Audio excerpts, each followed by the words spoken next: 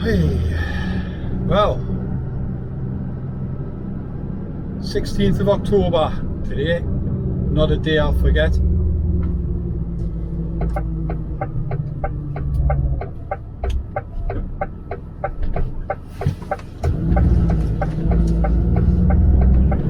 October 1987, that's when I was on my ship that went down off the Dover coastline in the hurricane. The hurricane that wasn't meant to be, called the Michaelfish. So I always have like a bit of a shitty day.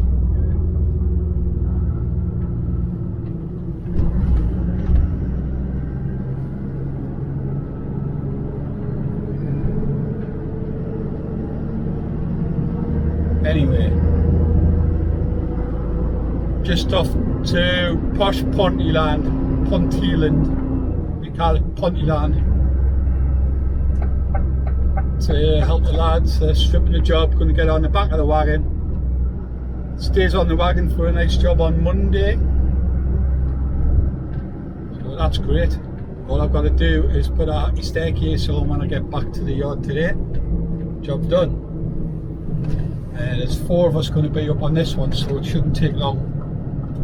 Still a little bit injured, like I'm a little tiny bit concerned whether my shoulder will hold out, but it's only one way to find out. Get on with it. Suck it up, buttercup.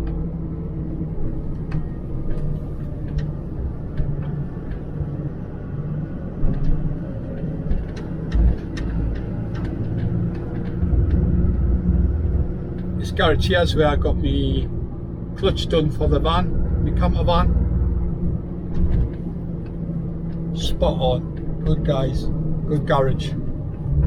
Proper old school type of garage. When you go in, you just clotty as hell.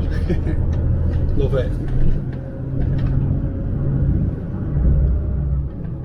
I think that's where they do the Burberry, or the Barbers. One of the Barber jackets or Burberry's, whatever it is. That's the factory for that. I might be wrong.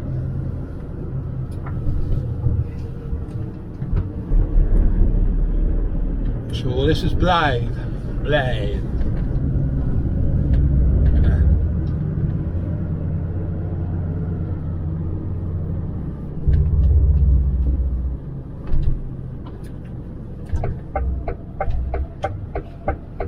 Not sure if I go up onto the A1, I think I do.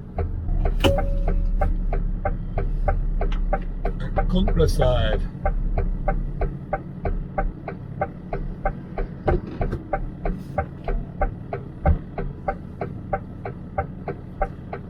So I do think about the boys who lost their lives on the ship. It's never left us to a point where it absolutely sends us crap sometimes when I think about it. I was doing alright until good old BBC thought, oh, we'll see if we can get in touch with this chap and do a documentary about it. And out of the blue, when I was working for North Tyneside Council at the time, my boss phoned us up, Tony, spot on guy, got his own pub now in Whitley Bay. Best thing he did, get out of that frigging council job. And he's like, Paddy, because that was my nickname, somebody from the BBC trying to get a hold of somebody called Steve. And it's to do with an accident about a ship going down in 1987. Then I didn't talk about it. I was terrible. I didn't talk about it to anybody. I'm like, strange. And he was like, well, is that you, like? And I said, aye, it is. He went, I couldn't believe it. So I give him a quick rundown, short version, and pondered over whether or not I should get in touch with the BBC to see what the documentary was, because there's a couple of guys that I never got to meet. I went down there a few years ago and I met the crew of the tugboat who rescued me. and the lifeboat had to go in because the captain had a heart attack on the lifeboat, the coxswain as you call them, and they went back in. They had two of our lads on board, two engineers, and luckily for me there was a tug coming in, and somehow I'd give up. I was in the water for 19 minutes and I was done, man, spent completely. And then this tug come and found us, like coming in. They thought that was just rope debris. If you're gonna come on. Oh dear me. That's shocking, that. Then they speed up.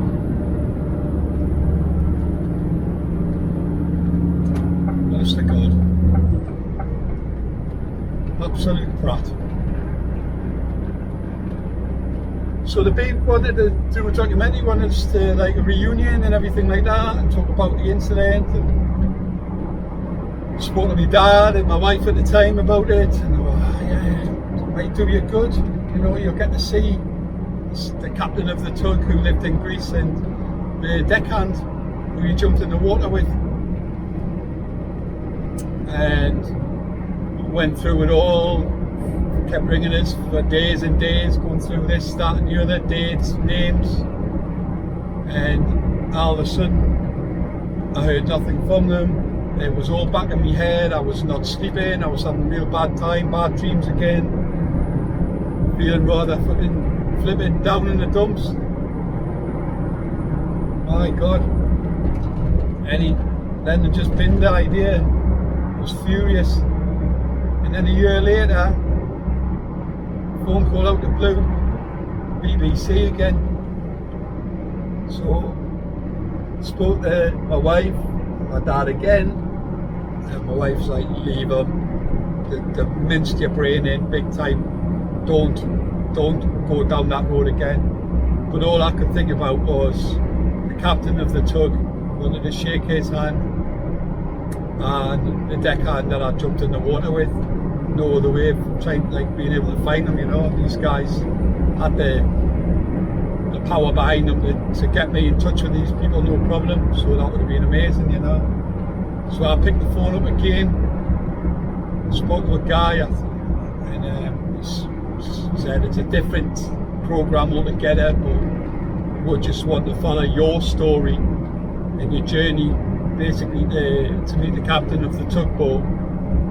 Sounded bang on, and I said, listen, I've been down this road with the Beeb last year, and he's absolutely made a meal of it, like minced my brain in, and he went, I can assure you that's not going to happen. Well, guess what? It happened again. Can you believe that? So, hey ho, thank you BBC for just screwing my brain up. And it definitely did, because I was in a good level then.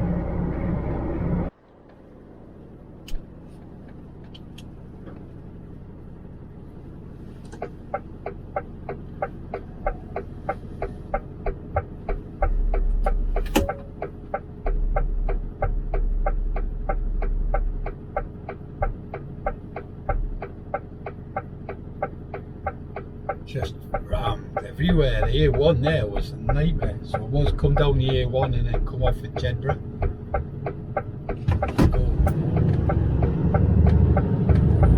Go, catch it.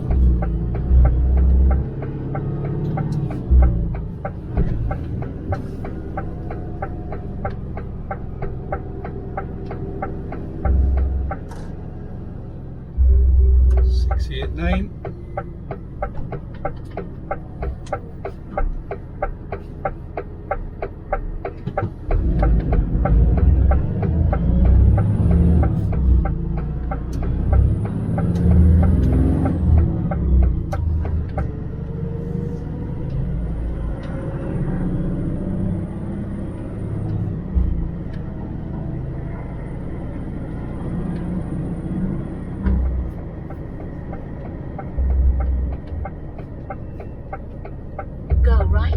roundabout, third exit. Oh, you freaking prick.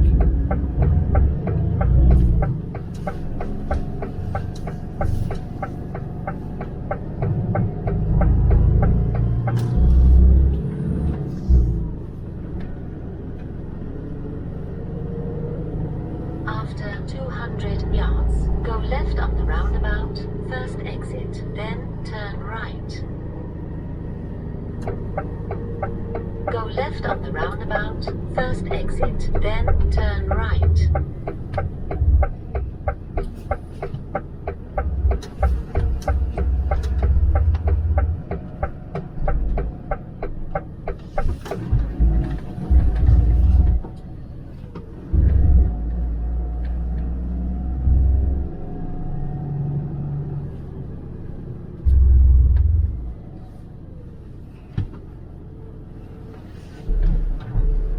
After 200 yards, turn right.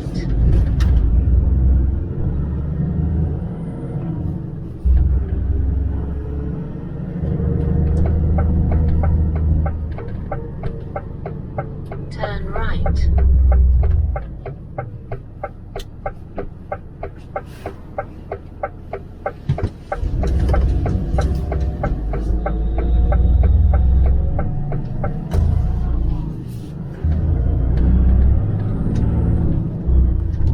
Slightly different to the job I was at the other day up in the West End of Newcastle. Chalk and cheese. Chalk and cheese. Show you now.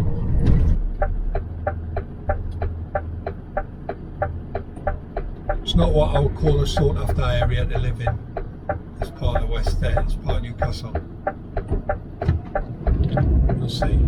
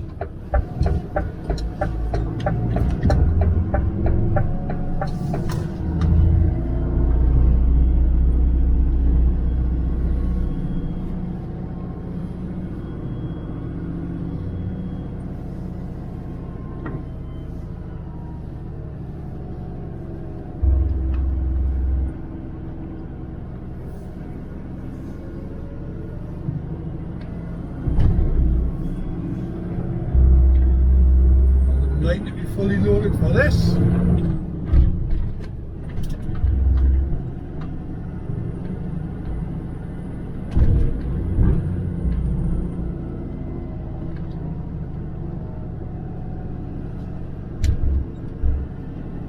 That's crap instructions, that.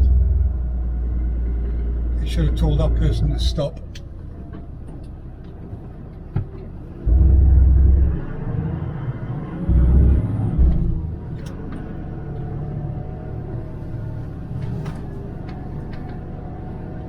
Yeah.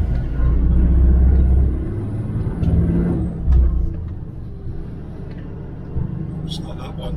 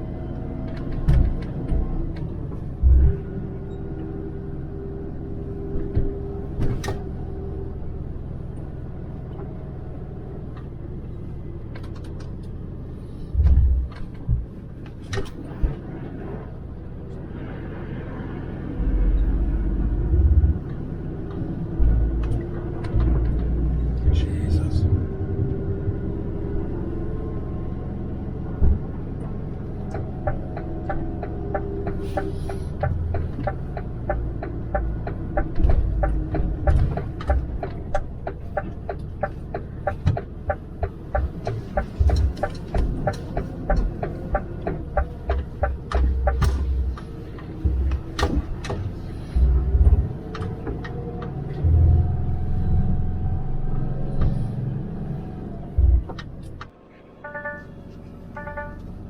and get out of here.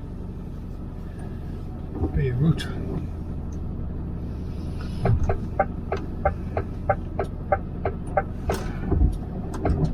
Oh my God.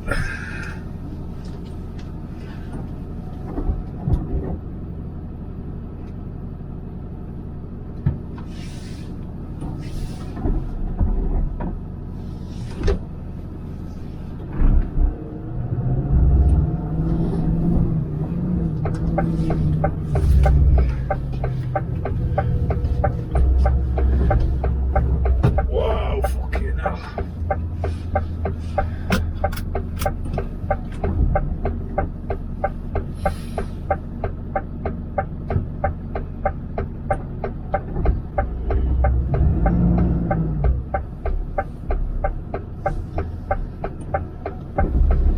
Was close.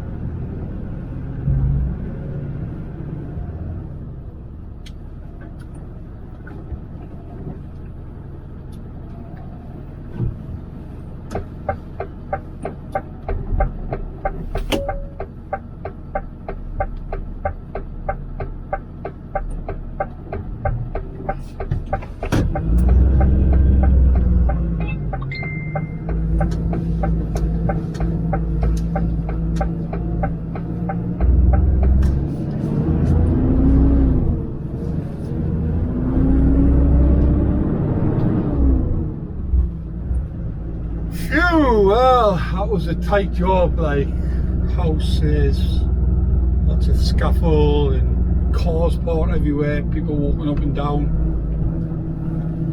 Not the best. Don't know. So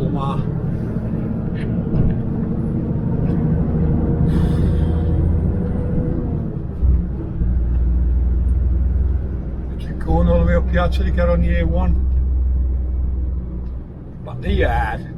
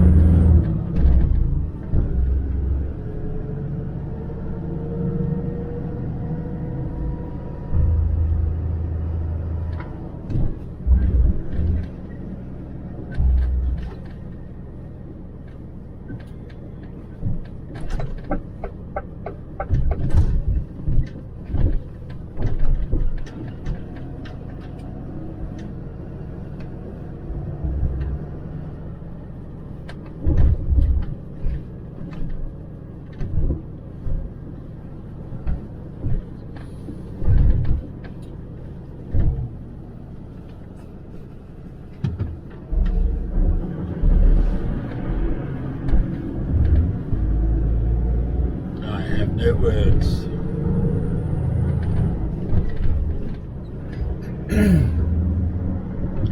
Not far, not far.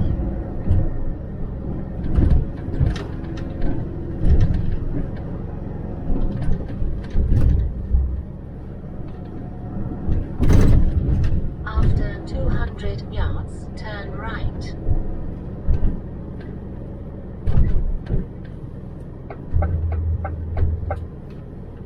Turn right. Oh yeah, I remember this beautiful house on the corner.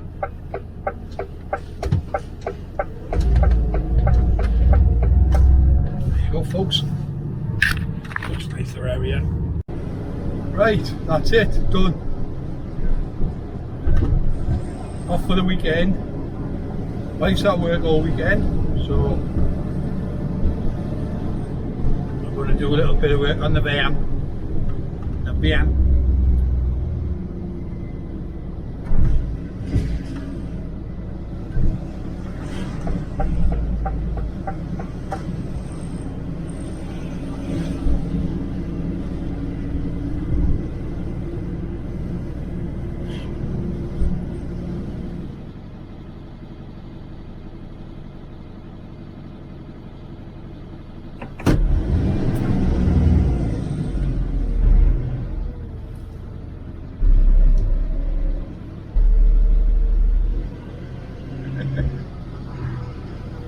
You ready, fella?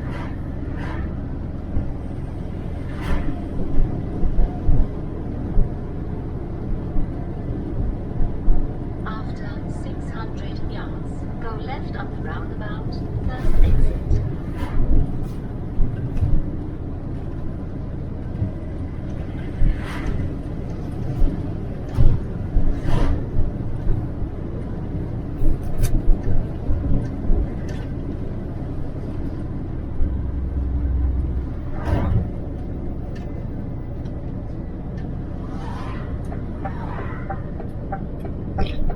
Go left up the roundabout, first exit.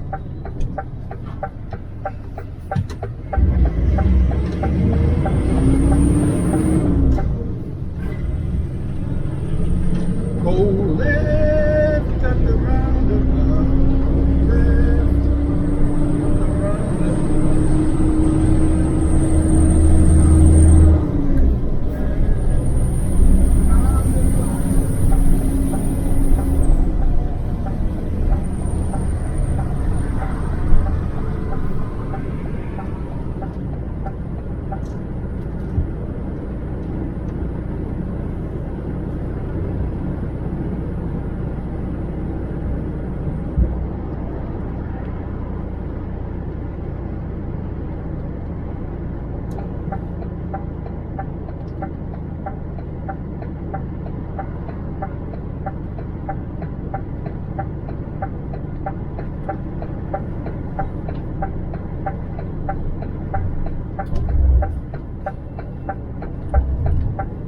Check my load, far enough before I get on the busy roads.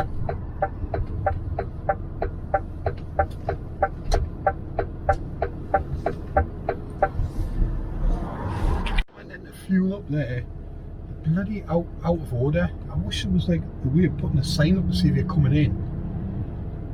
So annoying. Busy today, like busy. Down Friday and all that jazz.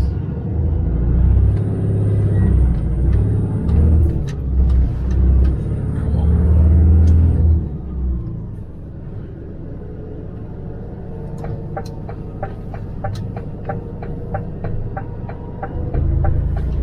There we go. Never mind, I'll fill up on Monday morning. I didn't want to. Be at a job for 8 AM. Start about 20 minutes early, just fill up. Unless this petrol station, when I come off for Blythe, is vacant, then I shall do it.